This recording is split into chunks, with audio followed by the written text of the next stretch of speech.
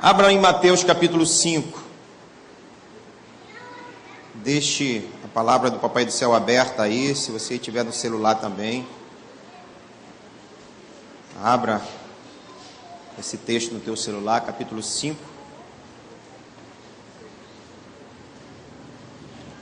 Nós vamos falar, eu já tive a oportunidade de poder comunicar essa igreja em outro momento a respeito das bem-aventuranças, mas hoje eu quero pontuar, com a graça e a misericórdia de Deus, a cada uma delas. Na verdade, para algumas pessoas, as bem-aventuranças é a forma mais elevada de uma moralidade que alguém pode viver, mas a gente sabe que isso, com certeza, é impossível. Mas é algo que Deus cobra de nós. Então, como pode ser algo cobrado de Deus e ao mesmo tempo ser impossível? E a gente vai poder então trabalhar em cima disso. Eu não sei quantos vieram do Evangelho de berço. Eu vim de berço. É lógico que na minha caminhada eu tive que ter o meu encontro particular com o Senhor, mas isso me valeu bastante. Eu aprendi muitas coisas ainda quando criança. Algumas eu guardo, porque foram verdades absolutas. Outras, no decorrer da caminhada, a gente vai aprendendo que não era bem assim. Se usava muito naquele tempo, as professoras, até o nome mudou. No meu tempo sempre foi professor, professora. Nos dias atuais, e todo mundo é tio e tia. Sei lá, não sei se é porque eu não estou acostumado, não sou dessa geração, mas não me soa muito bem. Às vezes eu penso que me chama tio, eu digo, o teu irmão, o teu pai ou a tua mãe não é meu irmão, não é? Tem por que me chamar de tio ou de tia. Mas naquele tempo era professor, mas os professores tinham uma outra forma de trabalhar, uma estratégia diferente, até porque era um tempo bem diferente, e era algo muito moderno para aquela época, o flanelógrafo. Alguém sabe o que é flanelógrafo aí? Quem não sabe o que é flanelógrafo? Tem uma galera que não sabe o que é flanelógrafo. É muito antigo. Na verdade, era a flanela, um pano esticado, e as figuras elas iam sendo coladas ali, e a historinha era contada. Hoje tem data show, não precisa mais disso, né? Mas era assim. E aí as bem-aventuranças geralmente eram contadas mostrando Jesus com uma criancinha no colo, um cordeirinho ao lado, e aí... Olha, bem-aventurados são os pobres, ou em algumas versões, humildes de espírito. E aí a professora dizia assim, olha criança, você tem que ser pobre de espírito. Quer ser pobre de espírito? Vocês já aprenderam? Depender de Deus. Isso, então dependa de Deus. E a gente aprendia dessa forma, mas quando nós estudamos a bem-aventuranças, é por isso que eu venho durante muito tempo, a última vez que eu ministrei, falei sobre bem-aventuranças, e hoje eu vou falar de novo, porque quanto mais a gente estuda, quanto mais a gente aprende, mais desafiado nós somos, mais sedento ficamos de compreendermos o que Jesus de fato quis dizer com as bem-aventuranças. E as bem-aventuranças é uma introdução radical para todo o sermão de Jesus, capítulo 5, 6 e 7. Então, quando você lê as bem-aventuranças do versículo 1 do capítulo 5 até o 11, isso é apenas uma introdução bastante radical daquilo que Jesus iria falar posteriormente. Então, através das bem-aventuranças, quando ensinada de uma forma que Jesus não quis ensinar, de uma forma equivocada, realmente isso pode trazer algumas compreensões que não serão benéfica para a nossa caminhada espiritual. As bem-aventuranças, elas não são, na verdade, leis. A primeira coisa que a gente tem que aprender, não são regras. Os 10 mandamentos eram leis que necessitavam de obediência. As bem-aventuranças não são leis nesse estilo de você, então eu vou me tornar um pobre de espírito. Não tem como. Na verdade, essas afirmações, elas são para quem já é filho de Deus. É uma afirmação que Jesus já está fazendo aqui, que são características que tem que fazer parte de quem já nasceu de novo, de quem pertence pertence ao reino de Deus. Então eu não tenho como praticar as bem-aventuranças para me sentir povo de Deus. Como povo de Deus, automaticamente a minha vida já é desafiada a viver as bem-aventuranças. Ou seja, ser bem-aventurado na prática desses ensinos de Jesus é já fazer parte do contexto do reino dos céus. Amém? Então é por isso que nos dias atuais, quando há realmente um entendimento equivocado, nós repassamos isso e, como eu falei, acaba sendo um pouco danoso para a nossa caminhada. Então nessa manhã nós vamos parar um pouco para vermos quão admiravelmente radical e verdadeiro são os significados das bem-aventuranças. Mas antes de nós entrarmos no assunto propriamente dito, eu já tenho que começar a tentar compreender o que significa bem-aventurado. E de uma forma muito simplista, nós aprendemos e até ensinamos que significa feliz, feliz. E aí eu estive pensando, veio isso no meu coração, vou compartilhar, parece tão bobo, mas foi o que eu pensei. Parece assim a Chapeuzinho Vermelho, quando recebeu da sua mamãe a oportunidade de levar a cestinha com aqueles alimentos para a vovó. E ela foi feliz, né? Até antes de encontrar o lobo mau. Então parece que é essa felicidade, mas não é. E aí eu estudando, quis tentar entender um pouco mais do significado dessa palavra bem-aventurado. Então nós vamos aqui, eu vou compartilhar com você o pensamento de pessoas, de teólogos, de pessoas muito importantes nos dias atuais e em tempos bem recentes. Existe a concordância de Strong, e ela traduz essa palavra bem-aventurado como supremamente bendito, afortunado, próspero e feliz. Então essa é uma concordância baseada na Bíblia do Rei James, lá no início do século 17 na Inglaterra. Martin Lloyd James descreveu o homem bem-aventurado como o tipo de homem que deveria ser congratulado, ou ser felicitado, ele deveria receber honras, deveria ser imitado. Então esse homem era um teólogo da linha calvinista, de origem galesa. Ele foi influente na ala do movimento da Reforma. Existe também D.A. Carson, eu tenho bastante livros dele, e é interessante que ele sugere, essa palavra bem-aventurado tem um significado de aprovação de Deus. D.A. Carson, ele é um dos mais importantes biblistas e teólogos dos dias atuais. E assim vai, um outro diz assim que ser bem-aventurado é ser sortudo até, porque é algo que nós não merecemos, é como algo que vem sobre nós, não por merecimento, não porque eu construí alguma coisa. Para você ter uma ideia da importância das bem-aventuranças, que as igrejas do primeiro século, elas ensinavam as bem-aventuranças como uma doutrina a ser vivida. E você sabe que a Bíblia levou mais de 1400 anos para estar prontinha como está nas nossas mãos, e nesse tempo que Jesus ensina as bem-aventuranças, essa igreja que aprendeu depois com os discípulos de Jesus, elas passavam a ensinar isso frequentemente, e elas se sentiam desafiadas a viver as bem-aventuranças. Foi alvo de ensino constante. Mas para essa sociedade pós-moderna, possivelmente as bem-aventuranças, para a maioria dessa sociedade, é algo bem ilógico. É bem ilógico. Não sei se você já recebeu algum tipo de parabéns lá no teu trabalho, porque você está sendo perseguido por alguém, e aí você se mantém ali íntegro com Deus, aí as pessoas percebem, e chega alguém contigo, olha, parabéns, porque você está sofrendo por conta do reino que você crê, do qual você faz parte. E se de repente alguém te agride verbalmente ou fisicamente, aí você se mantém ali, naquela postura de um homem, de uma mulher de Deus. Não sei se alguém já te procurou e disse, parabéns, que tapa lindo você levou, mas você não reagiu. Você não vai ouvir isso, porque é ilógico para essa sociedade um comportamento desse. As bem-aventuranças são bastante ilógicas para esse grupo de pessoas. Talvez para eles, se eles tivessem oportunidade, eles mudassem as bem-aventuranças.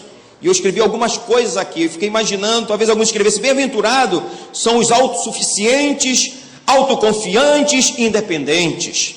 Bem-aventurados são os que têm uma vida divertida, prazerosa e livre de sofrimento.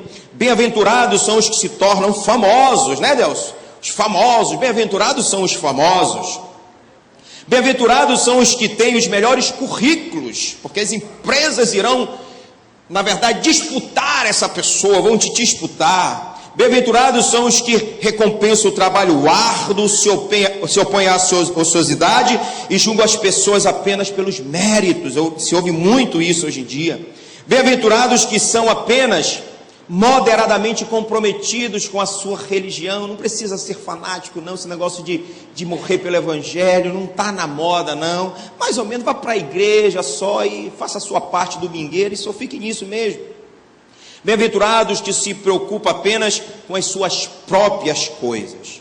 Ou talvez bem-aventurados são aqueles de quem gostam muito, e você vai fazer tudo para ser aceito por essa sociedade.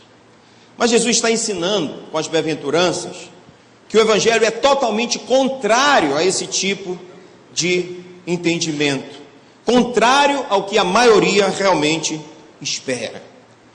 Porque as bem-aventuranças, talvez elas pudessem ser resumidas em o seguinte: tem que perder para ganhar, o maior tem que ser o menor, é melhor servir do que ser servido, tem que morrer para viver.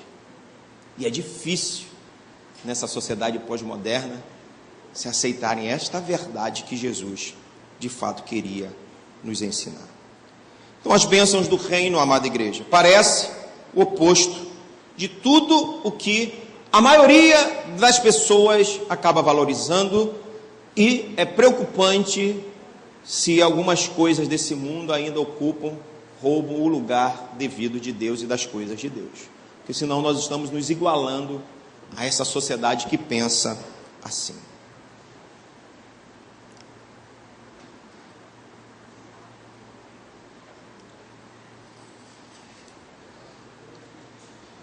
Eu não sei qual o tipo de companhia que você mais deseja. Porque essa sociedade, hoje em dia, ela valoriza as pessoas pelo que ela tem. E às vezes nós, no frigir dos ovos, como diz aí o ditado popular, estamos tendo comportamento, postura bem parecida. Nós precisamos entender nesta manhã que Jesus quer nos ensinar a termos comportamentos completamente diferentes e descompromissados com isso que está ao nosso lado. Eu mencionei aqui a questão de estarmos com pessoas, valorizarmos pessoas pelo que elas têm, porque às vezes isso, infelizmente, no contexto evangélico e igreja ainda acontece muito. Nós precisamos ter muito cuidado em relação a isso. Porque Jesus Cristo, por não fazer acepção de pessoa, é que trouxe você para o reino dele. Porque se ele fosse nos julgar pelo que nós éramos, nós não estaríamos aqui nesta manhã. Nem eu, nem você. Nenhum de nós.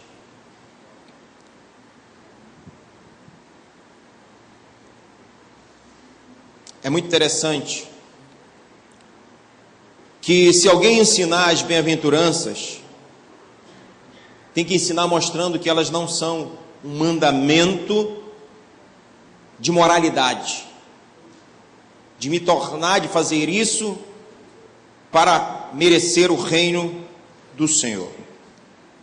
Não é por acaso que as bem-aventuranças não contêm nenhum imperativo. Não contém.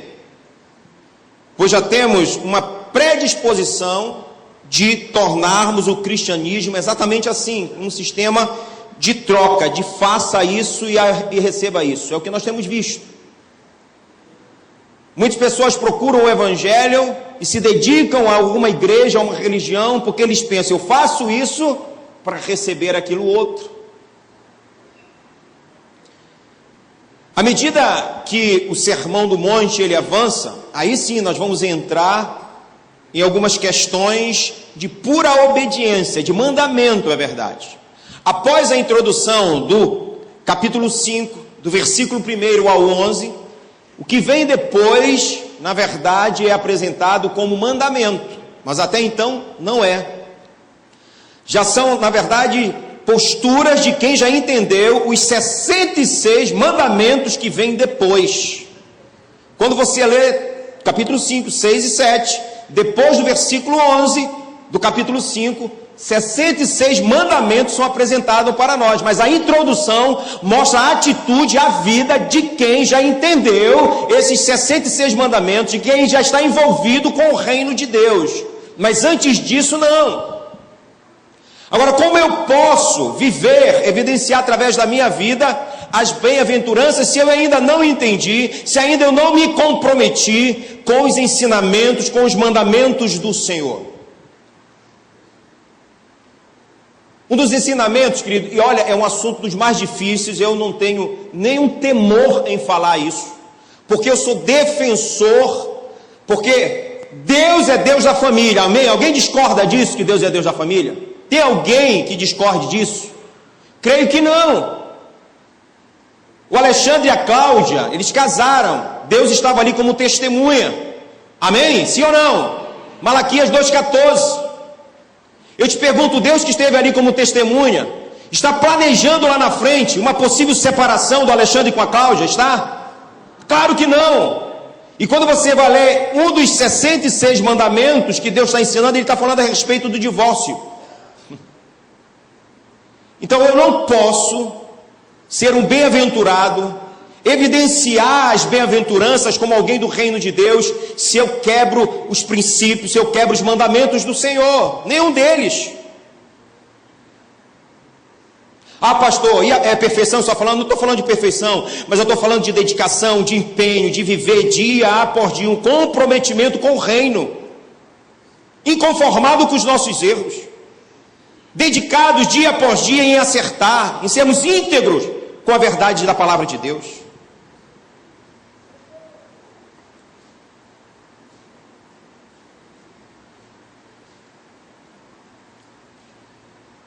Se as bem-aventuranças estão diante de nós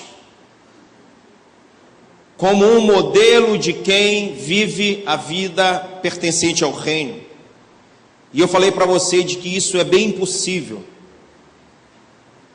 como então devemos fazer com as bem-aventuranças? Como viver, como entender? O que Jesus realmente queria dizer nessa passagem? Pense nas bem-aventuranças como um teste que vai revelar, vai mostrar o quanto, muito ou pouco, a sua fé está no Evangelho da Graça. O contentamento da sua vida, da minha vida, com a verdade que vivemos, ou o compromisso com o reino de Deus. O texto começa dizendo, vá lá comigo, não feche, nós vamos... Diz que Jesus percorria toda a Galileia. Toda a Galileia. E de repente Jesus então, ele se reúne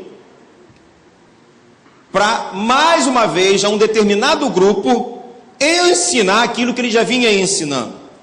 Ele está ensinando a respeito do reino de Deus. Ele está ensinando os ensinos do Pai. E aí, nesse contexto, ele se senta com um grupo de discípulos, com um grupo de pessoas. E ele começa a ensinar esse reino, a respeito do reino de Deus. Desde o capítulo 4, versículo 23 de Mateus, você percebe que o texto diz que Jesus, ele percorria toda a Galileia, ensinando nas sinagogas, em todos os lugares, pregando o evangelho do reino. Ele está ensinando o evangelho do reino. E para esse grupo de pessoas no capítulo 5, ele novamente está ensinando a respeito do evangelho do reino. E no Sermão do Monte, Jesus descreve as implicações, ou seja, fica subentendido aqui, já de forma muito clara, o comprometimento, a vida de alguém que já pertence ao reino. É isso que ele quer dizer, é o comprometimento. As bem-aventuranças significam o comprometimento de quem já pertence ao reino dos céus.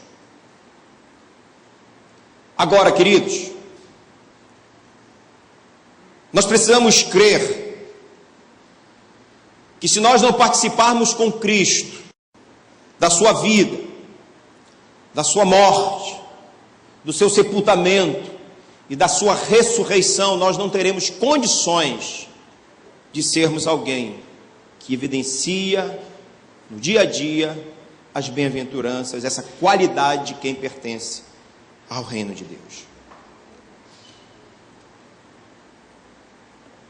Se você quiser saber, parece que Jesus estava tentando dizer isso, se você quiser saber se você chegou a crer no Evangelho que eu ensino, que eu estou pregando, procure essas qualidades das bem-aventuranças na sua vida. Parece que Jesus estava tentando dizer isso, irmão Antônio.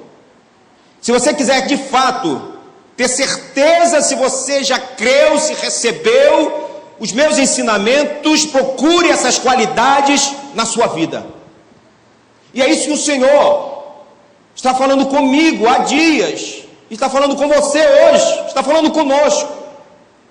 Ei, perceba se através dos meus ensinos, você já tem essa qualidade de alguém que vive as bem-aventuranças por fazer parte do reino de Deus.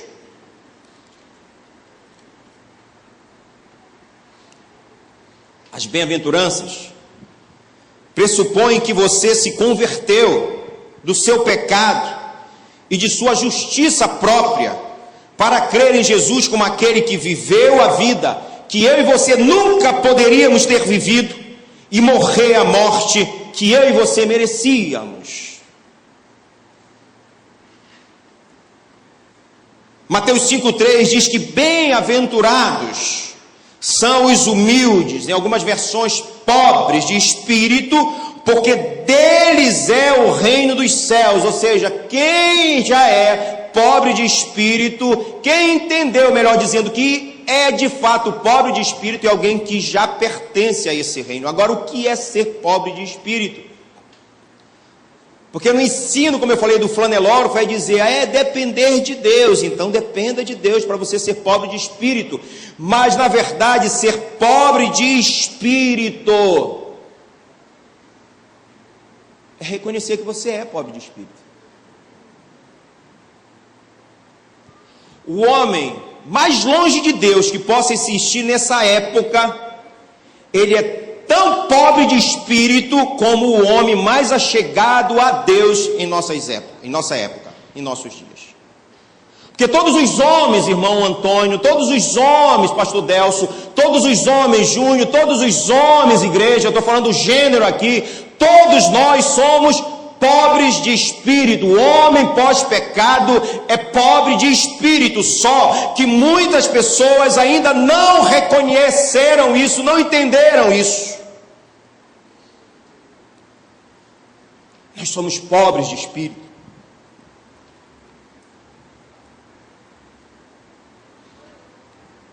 E quando o Senhor está falando aqui que esses pobres de espírito, eles fazem parte do reino dos céus, o Senhor não está falando aqui de um espaço geográfico, de um mundo, de uma terra, de um lugar. Quando você lê Salmo 37:11, os judeus, eles pensavam isso. Eles pensavam que o Senhor viria, daria uma terra maravilhosa, cheia de paz. E é por isso que Jesus tem que ensinar esse grupo de pessoas como tem que nos ensinar. E principalmente a eles, é verdade que eu entendo que talvez eles estivessem mais longe desse entendimento do que nós. Porque quando o Senhor está falando do reino dos céus, Ele não está falando de um espaço geográfico, não é nada disso.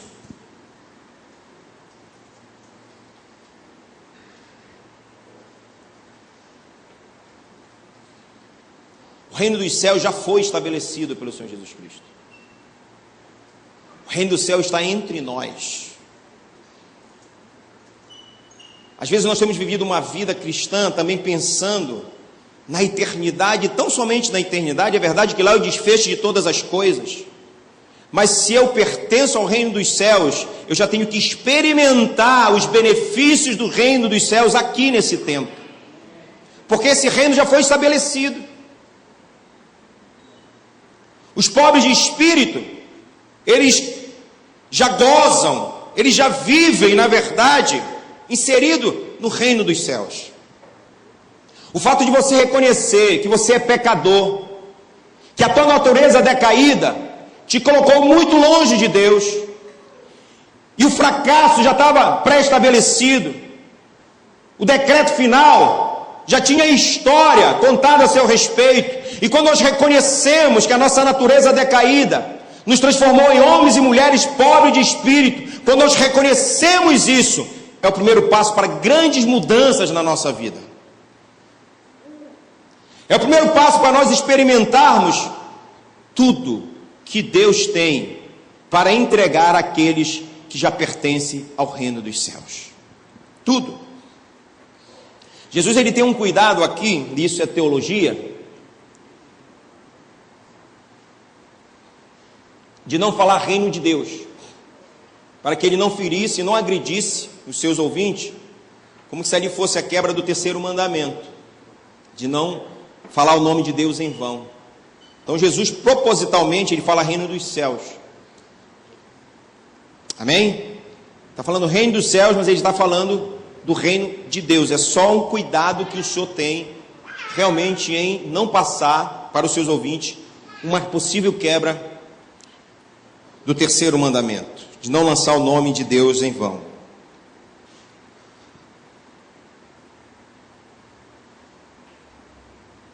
Nos céus estabelece o Senhor o seu trono, e o seu reino domina sobre tudo. O reino de Deus já está estabelecido, está em Salmo 103:19. Não precisa abrir, se você quiser anotar, acho que é muito proveitoso. Nos céus estabeleceu o Senhor o seu trono, e o seu reino domina sobre tudo. Então o reino de Deus, o reino dos céus já está estabelecido. Mas eu só posso desfrutar as bênçãos do reino dos céus se eu receber o Rei dos céus. Amém? Quem nunca recebeu o Senhor Jesus como Salvador e Senhor da sua vida não pode viver os benefícios, as delícias do reino dos céus. É algo para quem já pertence a este reino. É impossível, não pode. Quem não nasceu de novo, quem não pertence ao reino dos céus, não pode viver as delícias deste reino. Tem gente que acha que pode, tem gente que acha que conhece a Deus por aí, e mal de ouvir falar.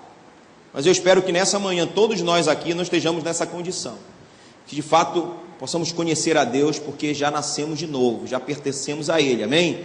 Agora, se tiver alguém aqui também que ainda não entregou a sua vida a Jesus, entenda que existem promessas de Deus para quem pertence a esse reino, mas somente para quem pertence a esse reino. E você pode pertencer ainda hoje, depende da decisão que você irá tomar. Então todos nós somos pobres de espírito, incapazes de administrarmos as nossas próprias vidas, porque nós sabemos que somos falidos e reconhecemos isso diante de Deus. O caráter fundamental da fé cristã é que você vive consciente da sua total dependência de Deus. Sem essa pobreza de espírito, você só pode, na verdade, apoiar um governante na sua vida, que é você mesmo. Não, eu não sou pobre de espírito, eu conheço gente. Eu tenho um amigo de infância que eu já não falo mais de Jesus para ele. Já disse, não falo. A última vez que eu conversei com ele, disse, não falo mais de Jesus para você. Não vou deixar de falar de você para Jesus, mas eu não falo mais, porque o discurso dele é esse. Mas eu sou um homem bom, eu nunca matei ninguém, eu nunca roubei. Então, enquanto esse governante, a sua justiça própria estiver na sua vida, ele de fato é pobre de espírito, só que não reconhece. Mas quando nós reconhecemos isso, o governante da nossa vida passa a ser o rei, o Senhor do reino dos céus.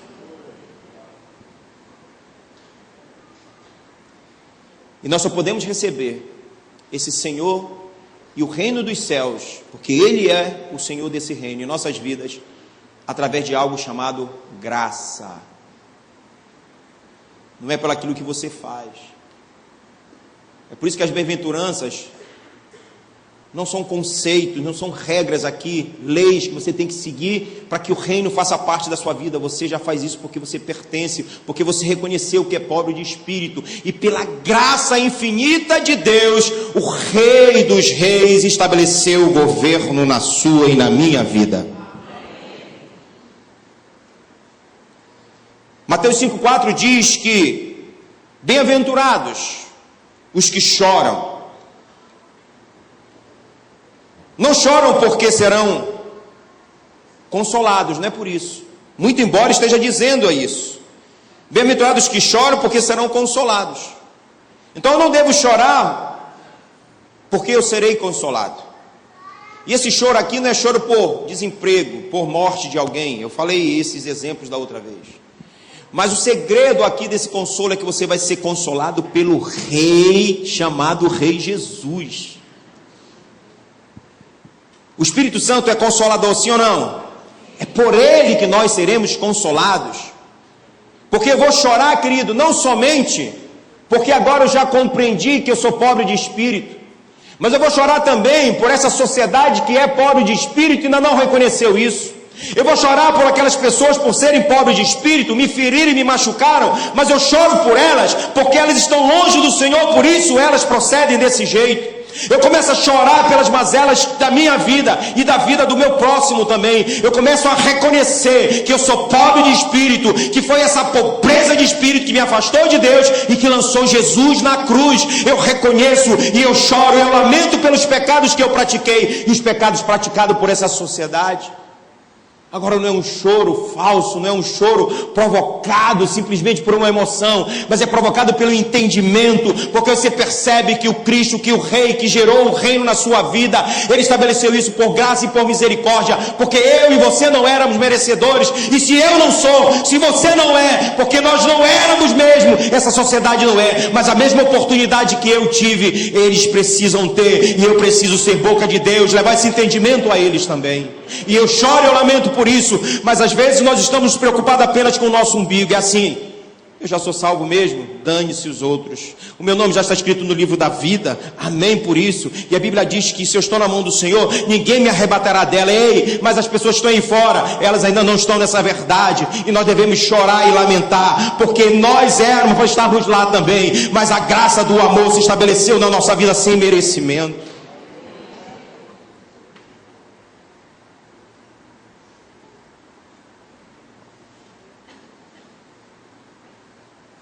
Mateus 5,5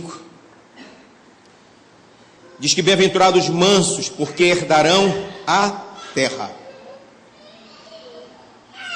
E essa mansidão não está atrelada a uma personalidade de um bobão. Manso, nós pensamos logo assim, um manso, por conta do temperamento, ele dificilmente, ele nessa sociedade vai assumir cargos de liderança. Essa é uma verdade. Pode ter exceções, mas a regra geralmente é essa.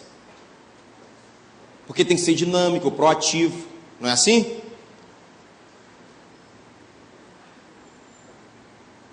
Então o Senhor não está falando desse tipo de mansidão. Você sabia que o próprio Senhor Jesus, ele se apresentou como o homem mais manso da terra? Eu sou manso e humilde de coração. Quem concorda com isso além de mim? Nem todos, né? Vou perguntar de novo. Quem concorda comigo além de mim? Opa. Então entenda que essa mansidão não tem nada a ver com temperamento. Porque Jesus tinha acabado de ser aclamado no lombo de um jumentinho, hosana nas alturas, e ele vai ao templo, e o que é que ele faz lá? Por favor, tira essa mesa daí, não vende aqui, meu filho. Foi isso que ele fez? Foi o que ele fez? Olhando para a atitude de Jesus naquele momento, você diria que ele era manso? Então a mansidão que Jesus está ensinando não é temperamento. Você pode ser contundente, verdadeiro, mas sempre educado. Porque tem gente que confunde ser verdadeiro com mal educado, não é? Eu sou verdadeiro mesmo. Calma lá, tu é verdadeiro ou tu és mal educado?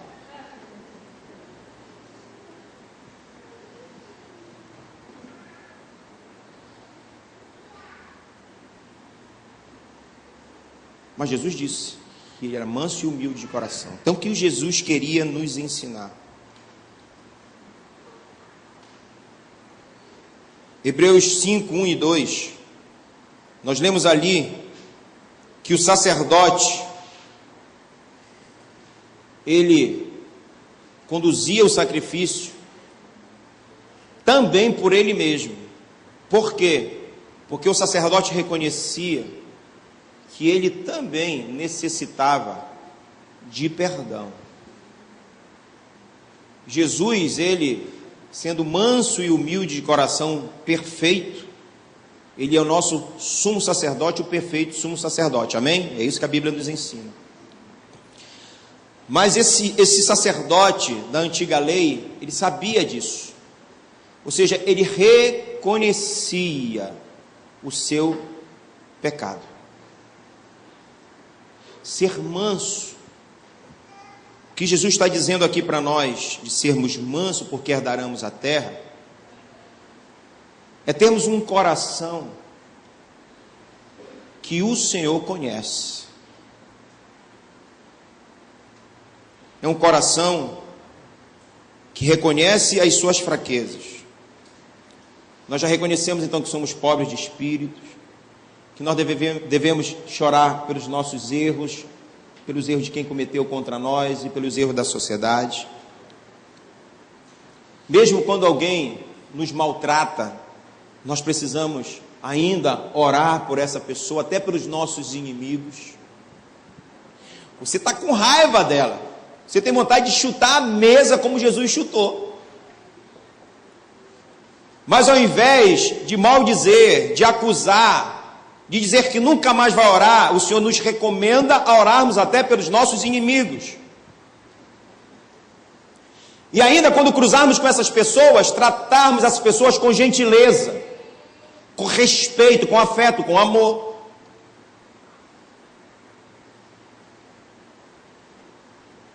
E que ainda quando as acusações vierem contra nós, e ainda que falsas, nós não precisaremos nos justificar.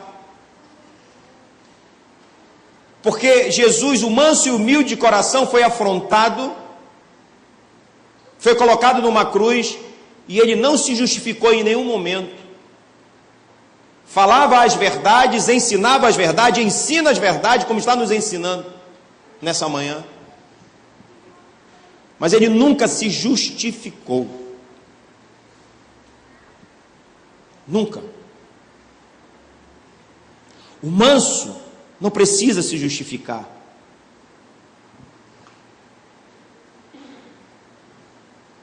Um pensador já disse que um carvão úmido é muito difícil de pegar fogo. Então o manso tem que ter um coração encharcado de amor.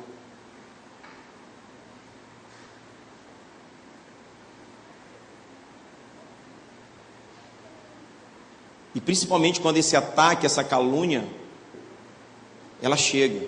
Porque calúnia, você sabe, é mentira.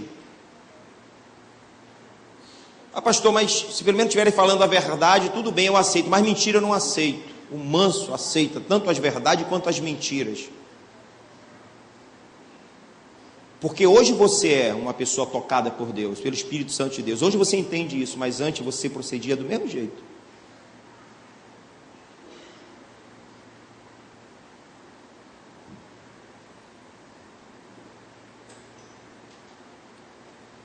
Os mansos herdarão a terra. Vou te dar exemplo de um homem manso. O maior deles, Jesus. Ele chutou a mesa dos cambistas. Mas você vai entender quando eu te der esse exemplo do que é ter um coração manso.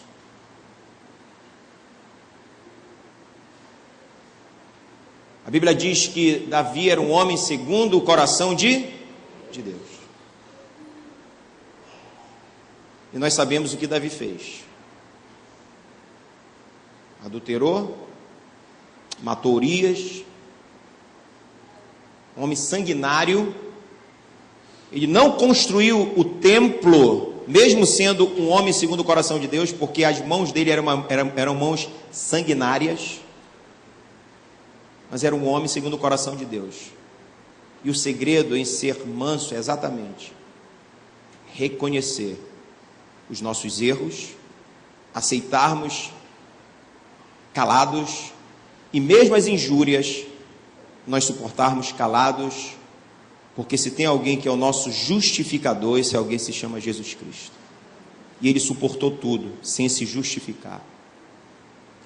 Davi, quando foi confrontado por Natã, ele não jogou os seus erros sobre ninguém. Ele não tentou se justificar. E ele poderia, assim como nós, criar muitos argumentos, como nós criamos em alguns momentos, para tentarmos nos justificar. Mas a única coisa que ele disse foi: contra o Senhor eu pequei. A sua natureza decaída peca contra o Senhor. Ser manso e herdar a terra é reconhecer que nós temos esse coração ruim. Porque isso que talvez eu esteja recebendo hoje, eu já fui um porta-voz, um instrumento sobre a vida de alguém.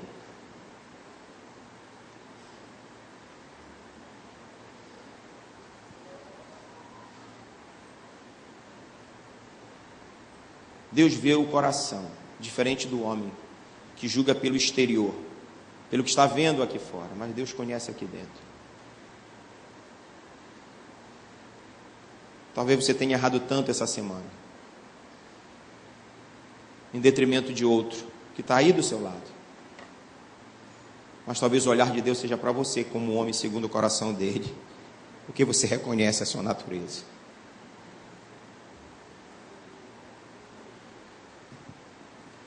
Bem-aventurados que têm fome e sede de justiça, porque serão fartos.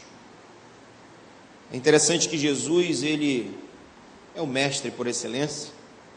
Jesus usa aqui a fome e a sede para aquelas pessoas que estavam próximas a ele, que eram pessoas que sabiam do que Jesus estava falando, porque andar no deserto não era fácil. As distâncias eram enormes, as dificuldades maiores ainda.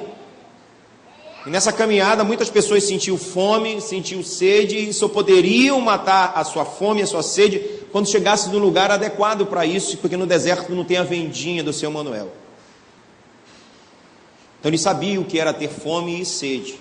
Só que Jesus está colocando essa condição da fome e da sede, não por comida nem por água, mas por justiça. Por justiça.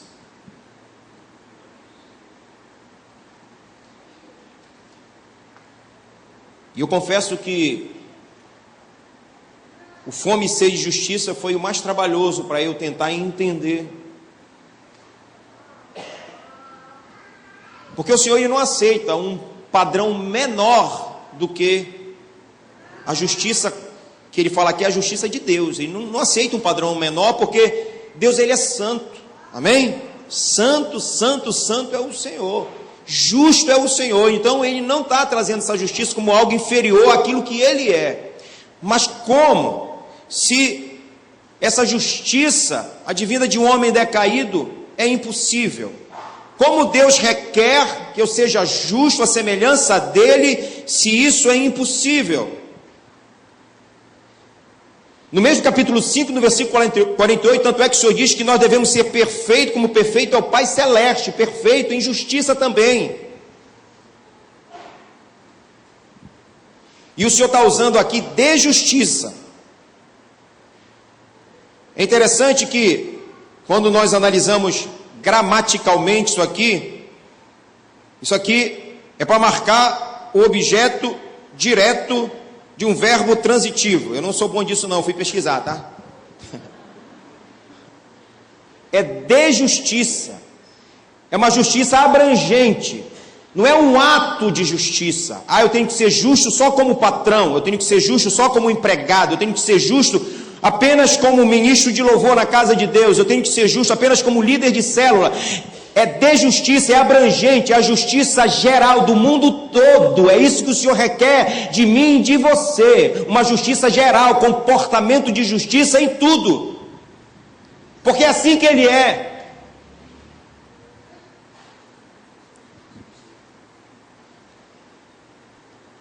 É claro que você e eu, nós sabemos, com base em todas as nossas experiências, em todas as nossas tentativas fracassadas, que isso é impossível partindo de nós mesmos. Mas o fato é que a única perfeição e único padrão de justiça que Deus, o Santo, aceita é que nós devemos ser assim. Jesus não está dizendo aqui, querido, que nessa bem-aventurança eu posso realizar pelos meus próprios esforços, não.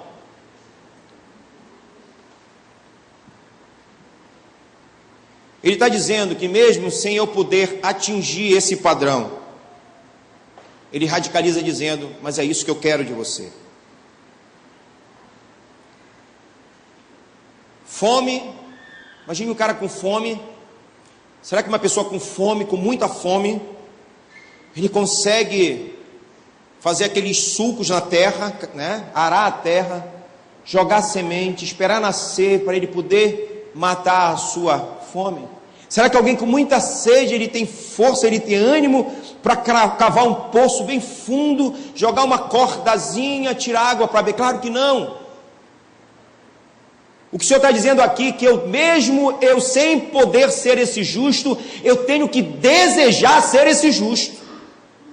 Eu não tenho condições de ser esse justo que o Senhor quer nesse padrão, nesse nível, mas eu tenho que desejar, eu tenho que querer, mesmo sem conseguir, eu tenho que desejar ser isso, porque esse é o padrão de Deus, é uma busca diária, é queda, mas eu levanto em Deus, é queda, mas Ele me ergue, é queda, mas Ele me ergue, porque eu vou desejar isso todos os dias, eu não vou desistir, mesmo sabendo que isso é impossível.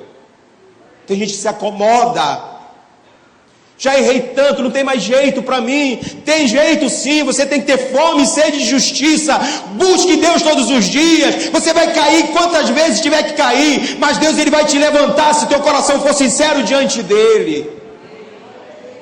É esse o padrão de justiça que o Senhor quer de nós.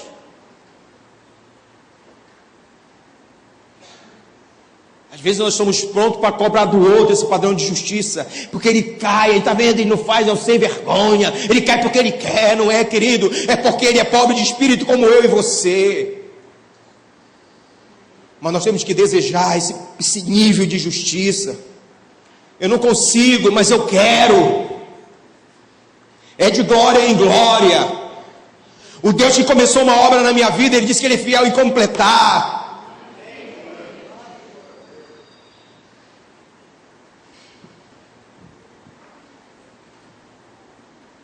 O cristianismo não é moralista.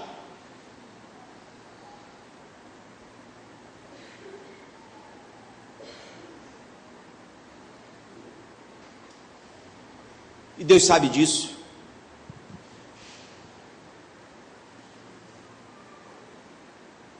Foi por isso que o apóstolo Paulo escreveu algo que ele já tinha entendido em relação a isso. 2 Coríntios 5, 21, diz: aquele que não conheceu o pecado, Jesus, Ele, Deus, o fez pecado por nós, para que nele fôssemos feitos justiça de Deus. Quando eu reconheço que sou miserável, quando eu choro por isso, quando o meu coração se quebranta com sinceridade, quando eu desejo ter fome e sede dessa justiça, quando eu reconheço que esse reino de Deus, Ele está à minha disposição à medida que eu desejo, querido, esse Deus, Ele entregou o seu Filho para que Ele nos fizéssemos a sua justiça, homens pecadores, mas que experimentam a justiça de um ser perfeito. Eu sou pecador, mas eu sirvo um Deus que é perfeito, e é nele que eu corro, é para Ele que eu corro, é a água que eu bebo é dele, a comida que eu bebo, que eu como é a comida dele. Eu desejo ser como Ele é. Mas você tem que desejar. Você tem que ter o desespero que um faminto tem e que alguém que está com muita sede tem. desejar isso. Mateus 5:7. Bem-aventurados misericordiosos, porque alcançarão misericórdia. É interessante que a misericórdia, ela não existe sem o se doar. Não tem. Não existe misericórdia sem uma doação. Você passa por alguém necessitado, faminto, mendigo, estou cheio de misericórdia, vou me embora. Não existe misericórdia sem uma doação. A misericórdia, ela tem que custar alguma coisa. Desde que o homem caiu, Deus sempre buscou o resgate do homem, a comunhão do homem.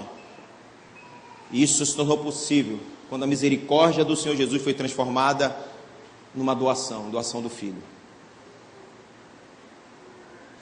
Deus nos amou, que entregou o seu Filho.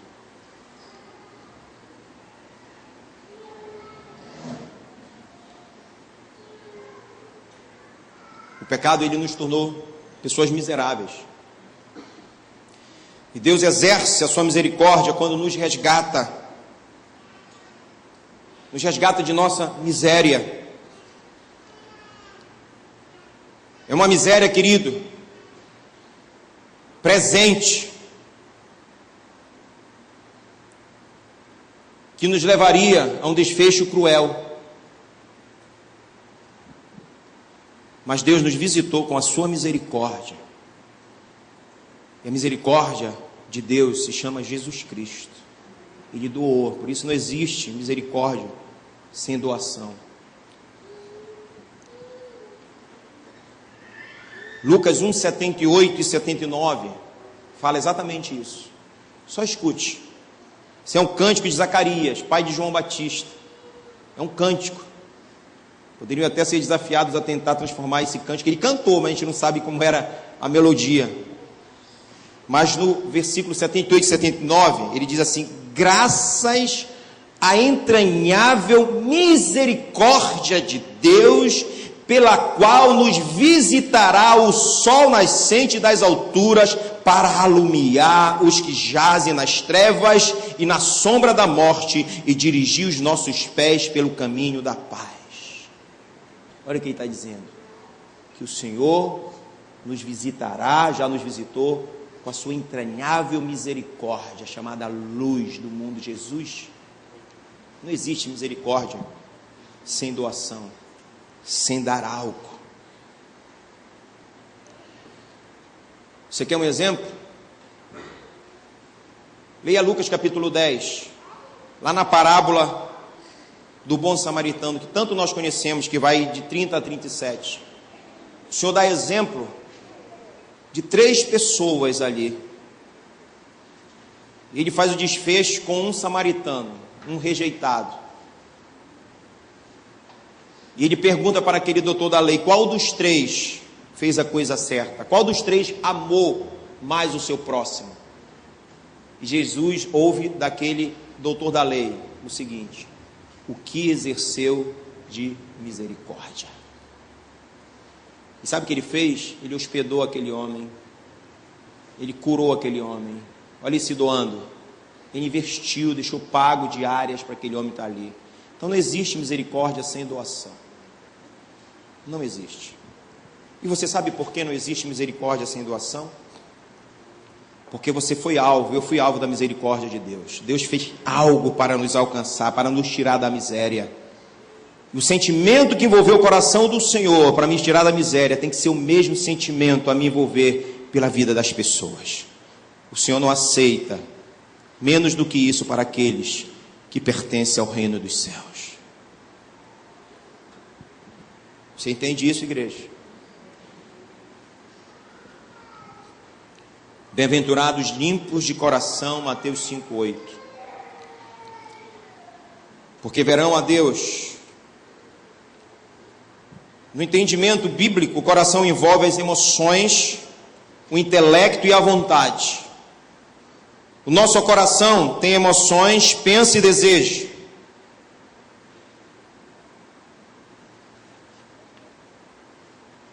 O coração, na verdade, é a cadeira do nosso verdadeiro ego. No íntimo do nosso coração reside a nossa verdadeira identidade.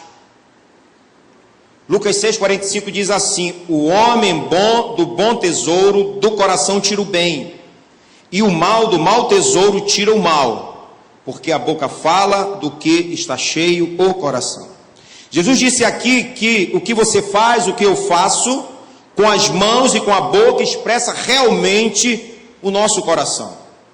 Mas cuidado, para que, se analisarmos apenas a nossa atitude exterior, nós não nos transformemos em hipócritas.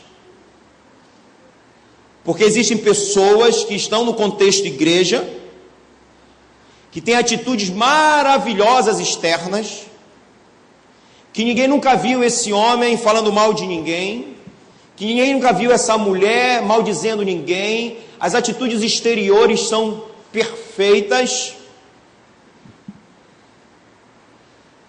mas o coração maquina o mal todos os dias,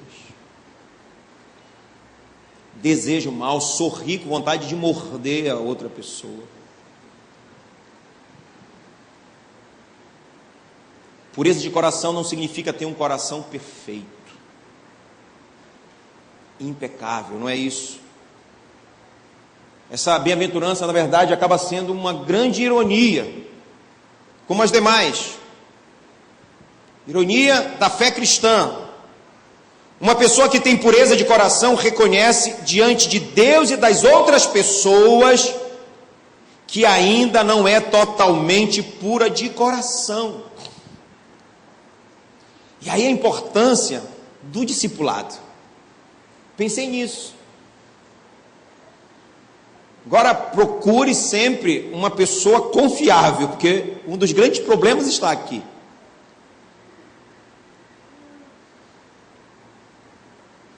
O Eibe aprendeu, o pastor Eibe, que é melhor confessar a tentação do que o pecado. Então é reconhecer que o nosso coração não é puro. Reconhecer diante de Deus e reconhecer diante das pessoas que nós somos imperfeitos. Não queremos passar uma imagem de um homem, de uma mulher super espiritual, que fala em línguas quando está em grupo, mas que em casa, meu irmão, é boca do inferno. Que ora com desenvoltura na frente da igreja, dos irmãos, mas que longe dos olhares da igreja e dos irmãos queridos, é uma praga, me desculpe. Mas todo mundo olha um grande homem de Deus, uma mulher de Deus, ei, Deus conhece o coração do homem. O Davi, que eu falei que é o homem segundo o coração de Deus, era o menor dentro do conceito dos seus próprios pais e dos irmãos. Mas Deus disse para Samuel, é aquele lá, porque eu não vejo como o homem vê, eu vejo o coração. Deus conhece o teu coração, querido. Teu coração não é puro, o meu coração não é puro. Nós precisamos entender isso.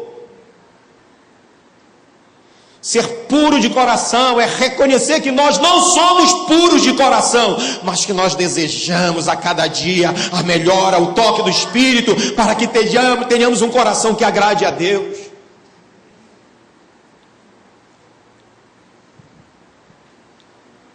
Sabe por quê, querido? Deus, ele resiste ao soberbo. Não, eu não preciso. Por isso eu digo, eu não vim para os que estão se achando curados, bons, perfeitos. Eu vim para os doentes, aqueles que sabem que necessitam de mim. O meu coração precisa de Deus. E o seu coração precisa de Deus. Nós precisamos reconhecer isso. Isso é pureza de coração. E é exatamente por isso que o Senhor diz que quem tem esse tipo de coração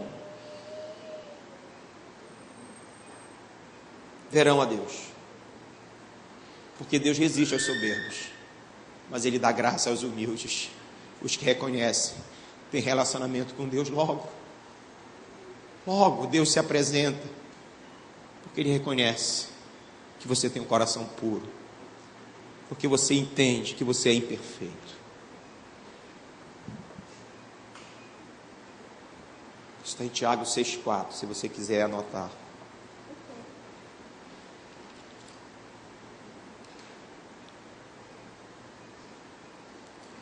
Bem-aventurados os pacificadores, porque serão chamados filhos de Deus. Tem gente que acha que só pode promover a paz em meio à guerra. O mundo pensa isso, né? Está tendo uma guerra, aí ele faz uma outra guerra com o intuito de promover a paz. Completamente errado. Ser pacificador é ser promovedor de paz. Jesus é o príncipe da paz. Agora, detalhe, nem sempre um pacificador ele vai receber como resultado de ser um pacificador a paz.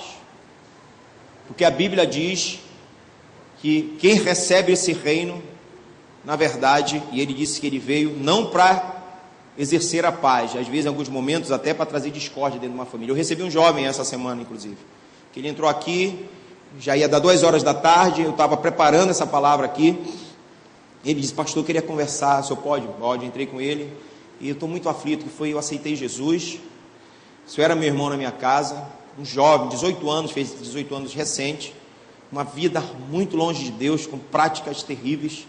Ele disse: mas eu não quero mais me afastar do Senhor. Olha alguém desejando fome e sede de justiça, novinho na fé, dizendo: eu não quero, mas em casa está uma luta grande, eu quero orar, eles me chamam de doido agora. Ele disse que eles preferiam que eu levasse aquela vida que eu levava do que agora na igreja. Eu disse: porque eles ainda não entendem o que você entende, eles não entendem aquilo que você está passando a entender. São pobres de espírito como nós somos, mas nós entendemos isso, nós percebemos isso, ainda bem. Então nem sempre ser um pacificador quer dizer que você vai receber como retorno a paz, porque tem gente que vai te odiar porque você é um pacificador, porque o pacificador ele busca promover a paz, mas no contexto justiça de Deus. Um pacificador ele quer a paz com as verdades do reino, amém? Você não pode ser um pacificador tentando concordar com tudo que está aí, sabe? Eu vou ser um pacificador no trabalho, mas eu vou concordar com tudo que está sendo feito aqui, vou ficar caladinho, achando graça, sorrindo para eles. Isso não é ser pacificador do jeito que o Senhor deseja.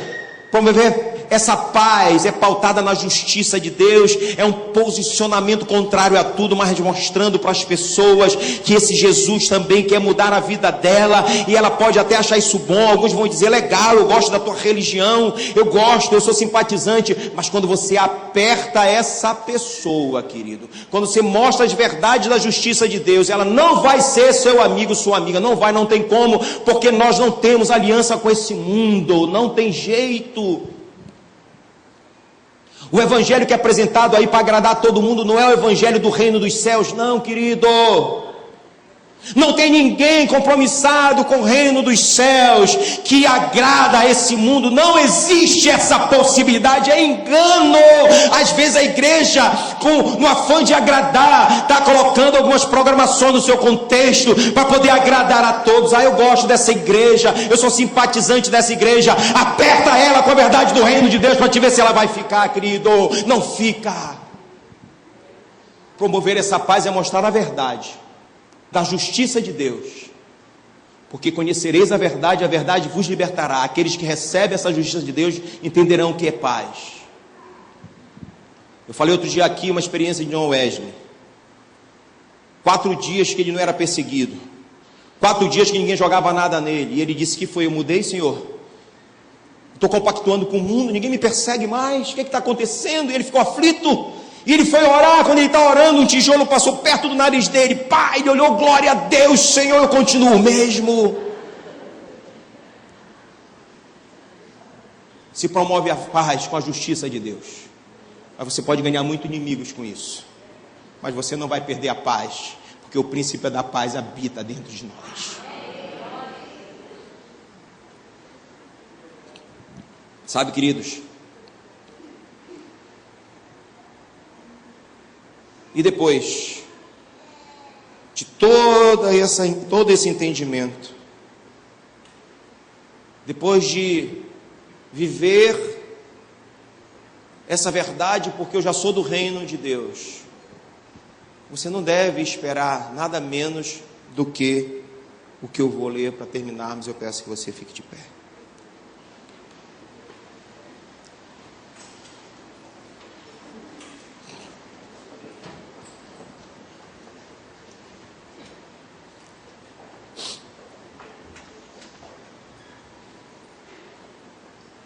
Os pacificadores são chamados filhos de Deus, porque eles vivem a essência da justiça de Deus, da verdade de Deus. Ele vive, na verdade, nesse contexto do reino dos céus, porque ele entende isso. Ele entende passo a passo, querido, de que é necessário nós vivermos e usarmos todos os dias essa pobreza de espírito. Nós precisamos chorar, nós precisamos viver essa mansidão, nós precisamos ter fome e sede de justiça, precisamos chorar pelas nossas misérias. Nós reconhecemos que nós estávamos longe do Senhor e que esse reino que se estabeleceu na nossa vida foi simplesmente pela graça de Deus. E quando nós estivermos vivendo todas essas verdades, não para ser do reino, mas porque eu já sou do reino, não espere menos do que isso. Felizes, bem-aventurados novamente, os perseguidos, por causa da justiça desse Deus, porque deles é o reino dos céus. Bem-aventurados sois, quando por minha causa vos injuriarem, vos perseguirem, mentindo disserem todo mal contra vós. Regozijai-vos e exultai, porque grande é o vosso galardão nos céus, pois assim perseguiram os profetas que vieram antes de vós. A perseguição, ela é um componente, então, essencial na vida do cristão. Aborrecimento injusto, abuso físico, verbal, incompreensão, maus tratos, leis, assassinatos, como nós temos visto, porque essa perseguição, ela é realmente um componente presente na vida do cristão, do verdadeiro cristão, de quem já pertence ao reino dos céus. Em 1 Pedro 4, 15, 16 diz: não sofra, porém, nenhum de vós como assassino ou ladrão, ou malfeitor, ou como se intrometesse em negócios de outrem, mas se sofrer como cristão, não se envergonhe disso, antes glorifique a Deus com este nome. Não é por conta da nossa justiça própria que virá essa perseguição, mas essa perseguição ela tem que vir por conta da justiça de Deus. Porque às vezes nós somos perseguidos pelas nossas próprias justiças, porque eu quero que no trabalho seja assim, todo mundo discordou de você, isso é vaidade do teu coração, não é esse tipo de justiça que o Senhor está falando. Porque você pode ser perseguido pela tua justiça própria. Lá no condomínio, todo mundo quer fazer assim o jardim, mas eu quero que seja diferente, todo mundo está contra mim, não é esse tipo de injustiça. Não é disso que o Senhor está falando. É porque você é comprometido com a justiça de Deus. E a justiça de Deus está acima da nossa justiça. Porque a nossa justiça é trapo de imundícia. E não é tão pouco uma injustiça, porque você faz tudo de errado mesmo.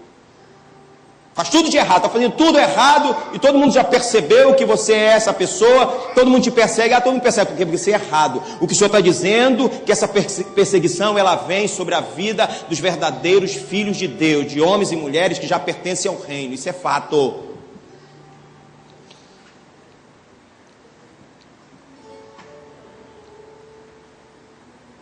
Às vezes ela vem de forma sutil, essa perseguição.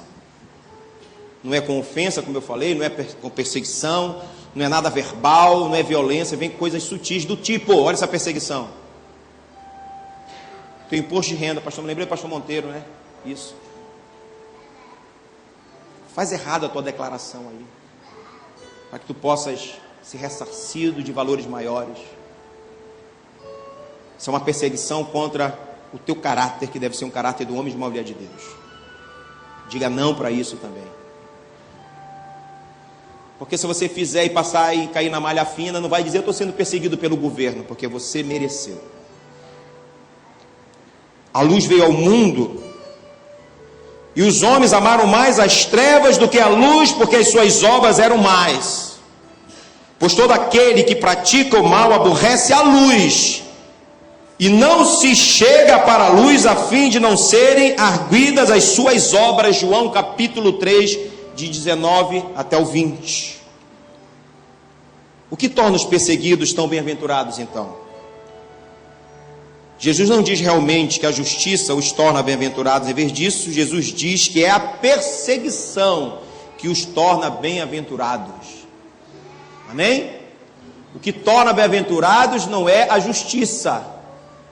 Muito embora você tenha que viver pautado na justiça de Deus, esse é o alvo. Mas o ser bem-aventurado não é porque você está praticando a justiça de Deus. O ser bem-aventurado aqui é porque você está sendo perseguido pela justiça de Deus. E tem gente que não entende isso, tem gente que tem medo disso, bate até na madeira. Mas ser bem-aventurado aqui, o Senhor está dizendo que é para aqueles que são perseguidos. Se você tem sido perseguido por conta do Evangelho, porque você pertence ao reino dos céus, glorifica a Deus, exalte ao Senhor, celebra com alegria, porque você é bem-aventurado, porque está sendo perseguido por conta de verdades do reino dos céus.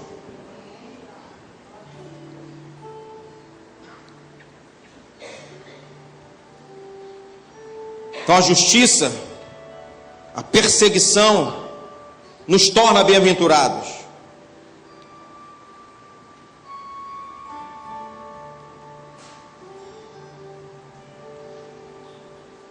Os bem-aventurados, os perseguidos, são felizes ao extremo, porque eles sabem que eles pertencem ao reino dos céus. Você tem essa convicção: eu sou perseguido, glória a Deus por isso. Sinal que eu pertenço ao reino dos céus. A Bíblia diz que quando todo mundo bate na tua costa, no teu ombro, cuidado. Mas se te perseguem pela verdade de Deus, diga assim: glória a Deus, eu pertenço ao reino dos céus. Os perseguidos também são bem-aventurados, porque nós vamos receber a recompensa. Virá recompensa. Por isso nós somos bem-aventurados. Recompensa celestial. Senão que nós estamos esperando algo muito melhor do que esse reino que já foi estabelecido. Mas é algo muito melhor do que esse reino que já está entre nós, porque será a consumação do projeto de Deus. Eu pertenço ao reino dos céus e eu irei para a eternidade, o projeto de Deus final para a minha vida, porque eu pertenço ao reino dos céus. Vamos analisar a nossa vida, se verdadeiramente somos do reino de Deus, do reino dos céus, por aquilo que as bem-aventuranças nos desafiam. Amém? Eu quero orar.